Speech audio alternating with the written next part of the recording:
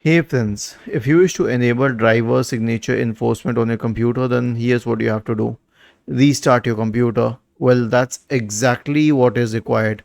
Simply right click on the start button, select shutdown or sign out and restart your computer and it will re-enable it.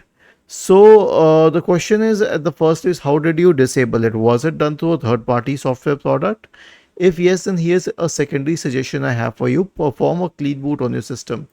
Search for system configuration in the Windows search bar and go to system configuration. Now go to the services tab. Check the box associated with hide all Microsoft services.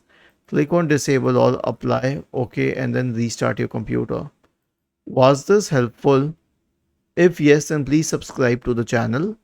If not, then let us know in the comment section of the video on how we could help you further. Thank you for watching this video and have a nice day.